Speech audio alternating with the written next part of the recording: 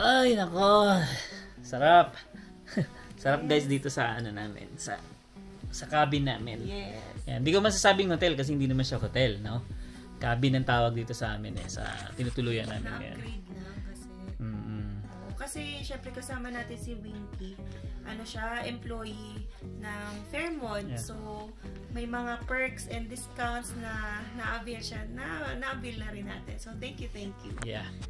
Okay, so for today's video guys, no, meron lang tayong gustong sagutin.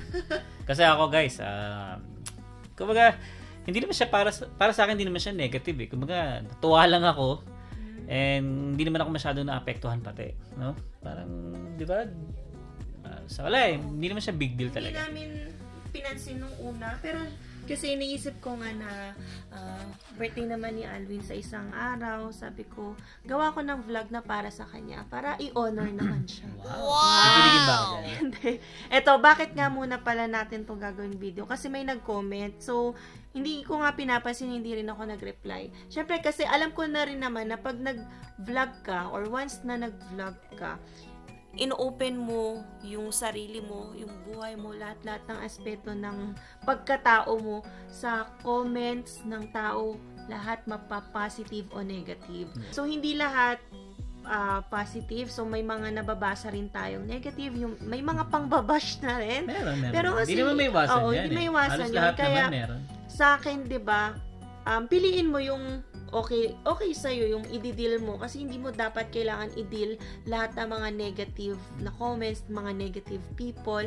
So, we just move on kasi kapag pinaapektuhan natin yung life natin, hindi na kami create ng vlog, galit na lang kami o kaya depressed na lang kami. So, eto, kahit ang tagal niya na nag-comment sa blessings na video namin, hindi ko nga alam bakit yun yung sinabi niya, blessings yung sinasabi natin. So, ito yung sinabi niya tungkol to kay Alvin. Yeah. Pero ako yung sinasabihan. Yes. So, you have a very good law career. Number 10 sa bar exam. Why marry a guy which is ang alam sa Canada, patambol-tambol lang? Why marry a good lawyer in Pinas and why go to Canada to suffer? I am not insulting your husband. Just see the cards in your hands, Attorney Emma. Yan. Hindi, nakatingin kasi ako sa akin, may pinipindot kasi. So, ito, yung nakikita nung nag-comment siguro. So, I think, ano naman siya, viewer din talaga kasi hindi ito yung first time na nag-comment siya. Kasi alam familiar na yung name niya. So, nag-comment na rin siya before. It rings a bell sa akin. And, yung unang comment niya, you have a very good law career. So, undeniably rin naman, nagpapasalamat rin naman talaga ako sa law career ko in the Philippines. So, meron naman din akong create na video why I have to choose Canada. So, I have reasons for that. And, never ko naman na, although it exists, yung achievement na number 10 sa bar, hindi ko siya binabrag sa any of our video. Siguro, may mga tao nga na nakapag-research or kilala ako, yun yung kino-comment. So, yun, yung pagiging number 10 sa bar, I'm very thankful for that and it's a blessing. So, na-change din yung life ko. We got several awards, yung mga financial din kasi may mga gift din kapag nagtatap sa bar, lalo na sa USD. So, meron kaming gift from our dean, from our sponsors, yun. So, yun guys, pasensya na at si Sayon naglalambing. Gusto niya kasama rin pala siya sa vlog namin. So, anyways, balik tayo dun sa about dun sa kinikwento na yan. So, i-address na natin kasi hindi ko talaga in-address to. Kaya lang, hindi ko alam kung insult pa siya. Hindi naman insult, pero it's somehow like on a negative light din. Kasi kina-question yung choices ko in life.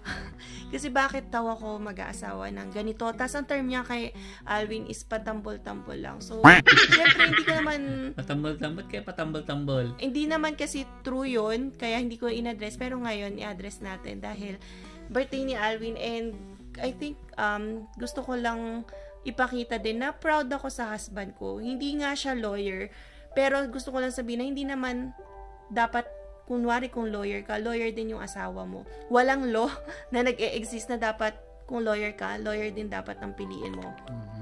So, ako, pinipili ko kung sino yung mahal ko, kung saan ako happy, which is happy ako.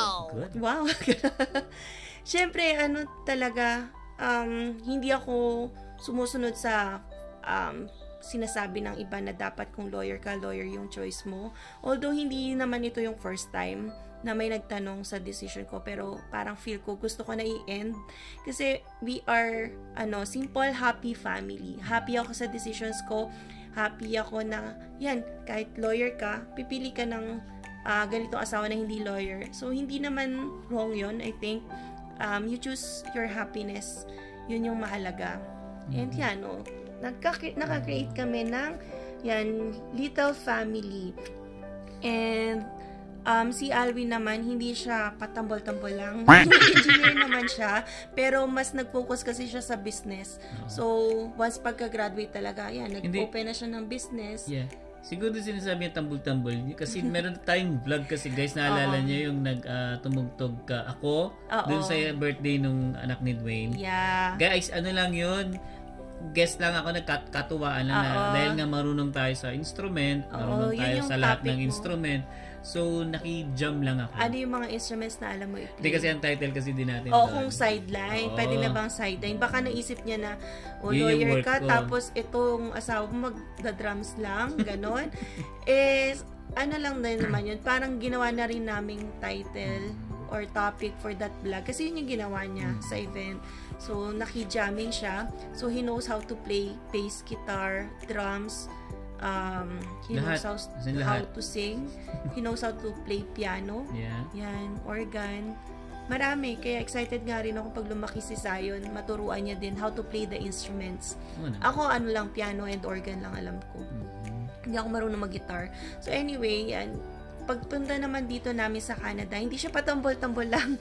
He is a responsible person, a responsible husband, responsible father. Kasi nga, tingnan nyo naman ako ngayon. Wala akong work. Kahit nga sabihin yung lawyer, wala akong work ngayon. Kasi student ako. Pero, yung husband ko, si Alvin, yung nagtataguyod sa amin ngayon. Yan. Diba? Ngiti ako eh. Siya yung nagtataguyod sa amin ngayon. Na, kahit, di ba sabihin nila, ang difficult ng life, dapat nag-work kayo pareho. Pero ngayon, hindi ako pino-force ng husband kong mag-work. Kasi ganito yung setup namin. Kasi shifting, palitan kami, hindi kami nagde-daycare kay Zion. Pero, di ba, sabi ko, baka hindi natin kayanin sa expenses kasi ikaw lang yung nag-work, tas hindi naman on the higher level yung sweldo. Pero, sabi niya, kaya niya, yan, upon consideration lahat ng budget namin talaga, computation, yan, kaya at kinakaya, umaabot na kami November na, and kahit ilang buwan na akong walang work, kaya ng bills namin. Tsaka yun nga guys, siyempre may mga sideline din naman tayo. Yes. Tsaka may mga extra, business, may mga extra online income, business din tayo.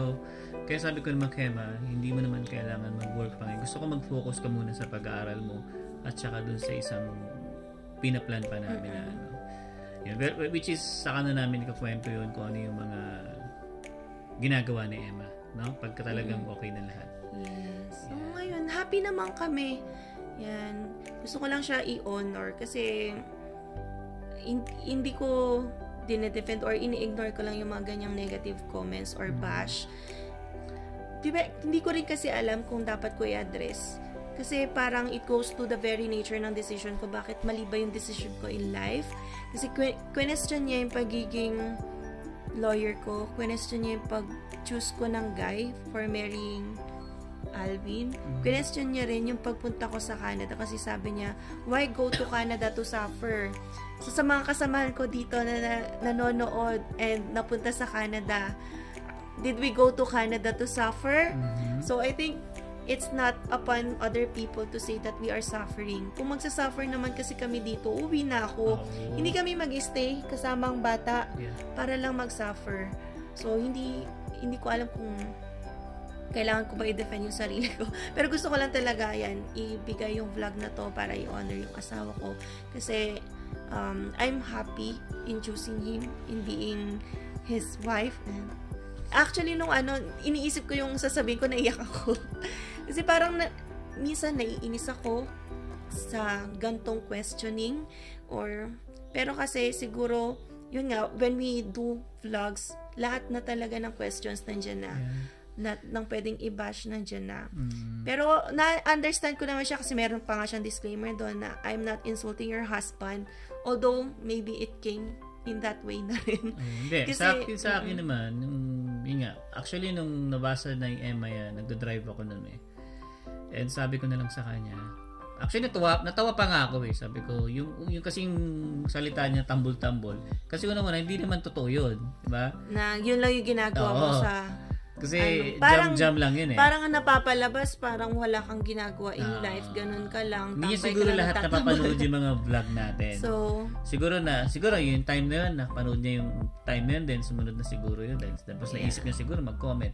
Kaya ako nung time na yun, nagda-drive nga ako nun. Sabi ko lang, hayaan mo lang siya, baby. Okay lang yan. Sabi ko, hindi naman niya alam yung buong totoong storya eh. Diba? Kung ano yung meron tayo ngayon, hindi niya alam. Sabi ko, minsan, parang naisip ko, minsan niloloko ko siya. Sabi ko, baby, bakit ba? Ginaganon ko siya.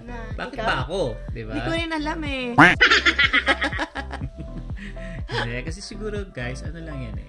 Ayun yung destiny. Kami talaga. Yeah. Kami yung binigay nila. Kahit ako nagtatanong rin sa kanya nung una, bago kami magpakasal, sabi ko, ikaw na ba? Lagi kahit kasal na kami, baby, ikaw na ba talaga? Kasi gusto ko maging sure, gano'n. Kasi naghingi rin ako ng signs kay Lord.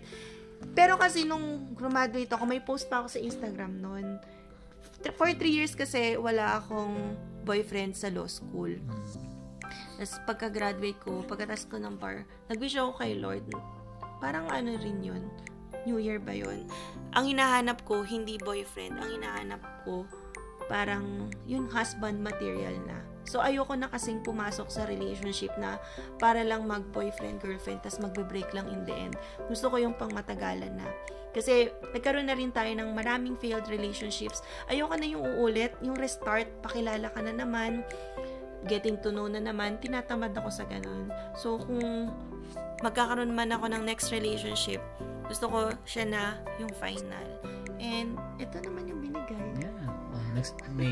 May pagsisisi pa ba? Patambol-tambol ka lang daw eh. Hindi, ang mahalaga naman guys, alam ko rin talaga na kung saan ka masaya, pwede naman talagang magkaroon ako ng asawa na good lawyer, pero hindi yun yung destiny eh. Hindi naman yun yung binigay ni Lord.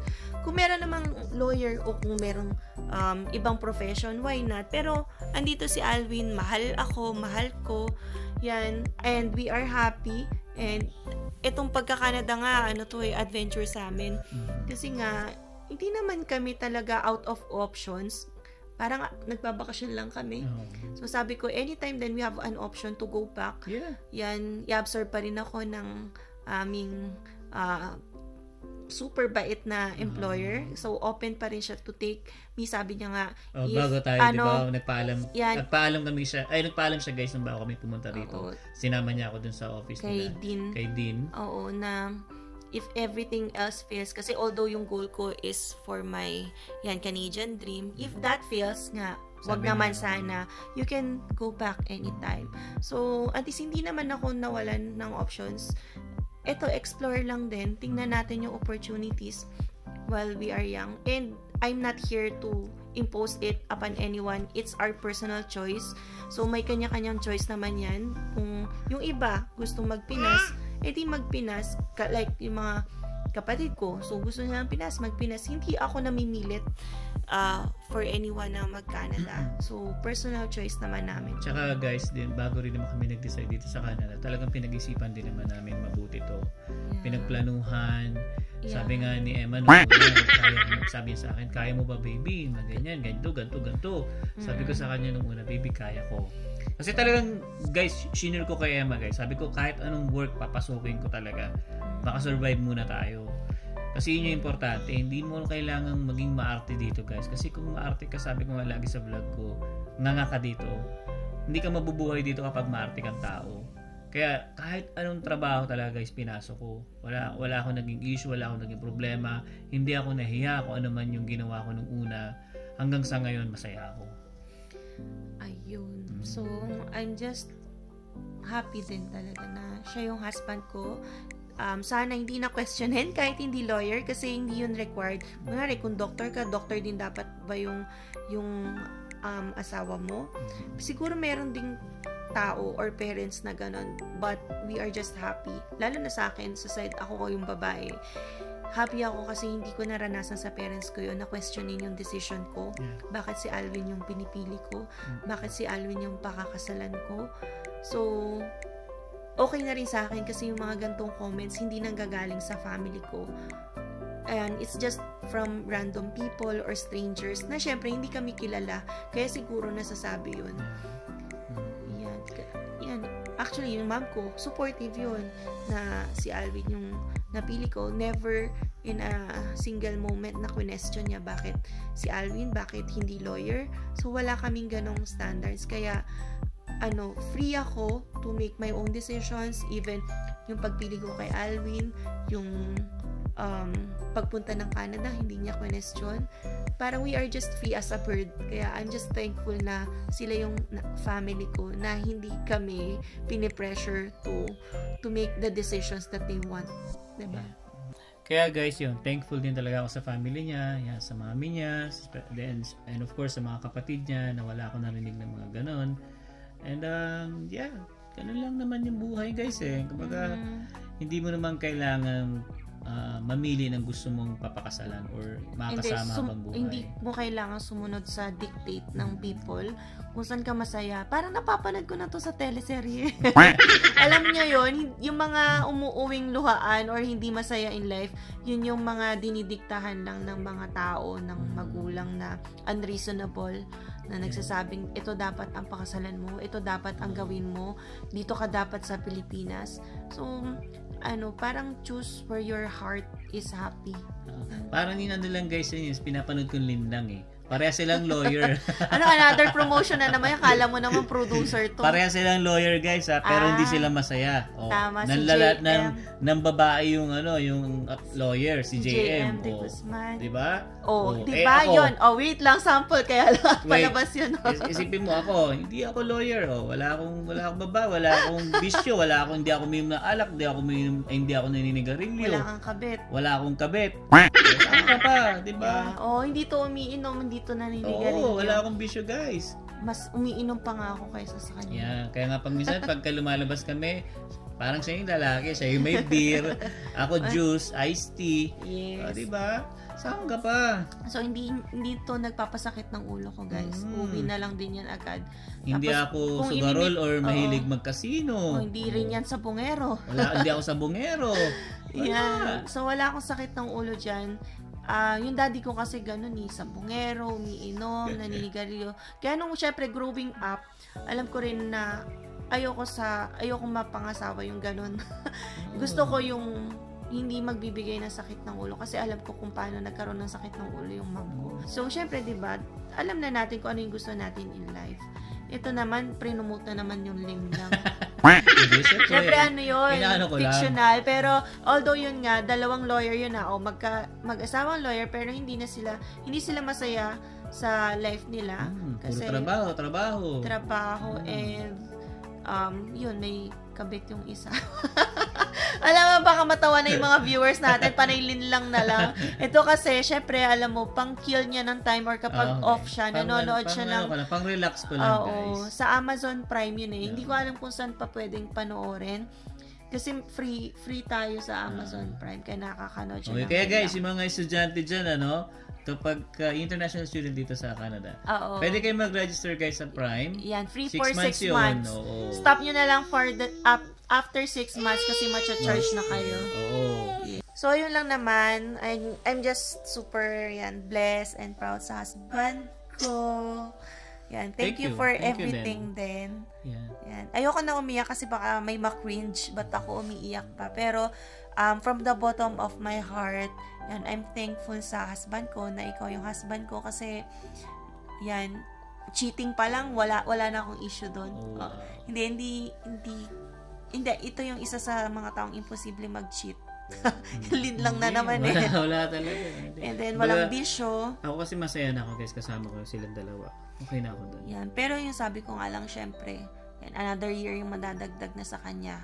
Sa Tuesday kasi birthday niya pala. Kaya Alvin ang name niya kasi daw Halloween yung kinabukasan. Totoo ba yun? Na fake news? Oo, totoo yan. Halloween, kaya parang pangit naman kung Halloween yung pangalan ko, di ba? Kaya parang Alvin. Yun yung name niya. Magkatunog. So anyway, madadagdagan na naman ng age niya. Naku, 39 na ako. Tumaas na naman yung... Nagpapabata na naman. Lumaki na naman yung age gap namin. Pero yun, gusto ko lang yan, na lagi siyang healthy kasi alam niyo yun, sobrang bilis lang ng life. So, dapat i-maximize na natin. Dapat lagi tayong happy. Dapat sa mga decisions natin in life, hindi tayo nagsisisi. So, yun lang yung gusto ko sabihin sa nag-comment. Kung yung decision ko hindi nagmamatch sa way of thinking niya, sa decisions niya, if ever kunwari lawyer siya, dapat lawyer din yung piliin niya, na dapat wag mag-Canada kasi daw sa Canada magsasuffer lang. So, sa kanya yon, we respect it, pero ito yung decision namin, and we are happy with this. Magiging open naman kami kapag hindi na kami happy dito sa Canada. Makikita nyo, mag-i-impake na kami. Yan. Tsaka wala na kami vlog. Stop na lang kasi hindi na kami happy. So far, kaya pa naman. Although yung nakikita nyo struggles talaga, sabi nila nga, nakikita nila na yung pagko-commute ko, papuntang school, ngayon lang naman yan. So far, kung maging gawin ko pa yan ng 3 years or 5 years na, kung baka umuwi na lang. Sige, feel ko naman may pagbabago in life. Plan din naman talaga namin. Kapag, yun nga, kasi hindi pa rin talaga siya pwede guys mag-drive. Kasi nga, I can't drive alone. Kahit marunong na ako mag-drive, ang license ko lang ay learners. Yan. So, hindi pwede mag-solo ng drive ang learners. Although may gumagawa nun hindi na lang natin sasabihin kung sino. Pero ako kasi ayoko, takot ako. Baka mahuli ako na nagda-drive na learners lang. Yeah. So, yun lang guys. Yung vlog natin ngayon guys. No? I hope na nag-enjoy kayo. Nasagot ko. So, sabi ko nga, hindi lang yon yung yung nag-comment na negative. Hindi, ini-ignore na lang namin kasi we choose to stay positive. Pero alam naman namin na not everything na binavlog namin ay positive yung mga comments. Syempre may mga magbabash din dyan. Pero we have to survive. Ganito talaga yung vlogging halos lahat naman, baby. Kahit nga gumawa ka na ng good, may masasabi pa rin mali. Pero that's life kasi everyone naman din nagva-vlog na. So kaya na mag-vlog, mag-reels. So tayo rin gato. Since inopen na natin yung life natin, yung pieces lang naman, hindi naman lahat na open. Pero since nagdi-daily vlog tayo, mas nakikita ng tao yung life and mas nakakapag-comment sila about our life. Yun. Yeah. Ayun lang. So, happy birthday. Yeah, thank you, baby. Saka, syempre, papasalamat din ako sa asawa ko, guys. Talaga napaka-supportive na tong taong to sa akin. Kahit anong, pagka may mga gusto akong bagay, na alam niya namang okay at ikakasaya ko, talagang inaano niya naman ako. Pero kumukontra din ako, pero guys. Mahabang discussion din yun na hindi na namin kailangan i-reveal sa vlog. Pati sigawan, char. So, I'm just happy talaga na siya yung husband ko. So, sana wag niyo na po i-question na kahit lawyer. So, hindi ako nagde-dwell na kahit top 10 sa bar. Minsan nga, it's a curse na rin kasi sobrang high ng expectations ng mga tao pag ganun ka. So, hindi ko na siya sinasama sa pagpapakilala kung ano man. Kasi, iba yung way of thinking na ng ibang tao na dapat ganito na yung decisions mo kasi ganito ka. Ako gusto ko lang maging happy in life. And naging mahirap yung life ko. Nung bata kami, mahirap lang din kami. So, feel ko na enjoy ko na yung life na better ngayon. Kaya, I'm just thankful. So, okay na ako sa mga ganitong decisions ko. And yung pagpunta sa Canada yan, para sa ikauunlad naman ng baby namin. Para sa amin naman lahat. Especially sa baby namin. Yeah. So, ayun guys, I hope nasagot ko yung comment na yon. Pero hindi yun, itong video na to hindi para sa kanya. Gusto ko lang i-honor yung husband ko. At as i-relate ko lang talaga yon para mas ma-honor pa to. Yan. So, yan. Happy birthday sa husband ko. So, I know, hindi lang to para sa vlog. So, kapag na-miss niya ako, ganyan, watch niya lang tong video na to. So, it's our, na rin to, digital library. Yeah. Totoo, guys. Para at least kahit tumanda kami, nandyan na yan, na pwede namin balik-balikan. Diba? White hair na kami pareho. Nandito lang yung vlog na to. So, if you have any questions and comment, negative or positive, walang sige, problema yan. Comment nyo lang din. And comment nyo na rin kung taga saan kayo para alam namin kung saan nakakaabot yung videos namin. So, again, kami ay nasa Jasper ngayon. Nagbabakasyon. So, trinit niya kasi ako, guys, dito sa Jasper. So, Jasper still part of Alberta, pero 5 to 6 hours away yun. So, bukas, pauwi na kami. Yan, going back to real life, real world. Yan. Ako din, may exam pa. Yan. So, yeah. We'll see you on the next one. Tamad. Busy. Peace, guys.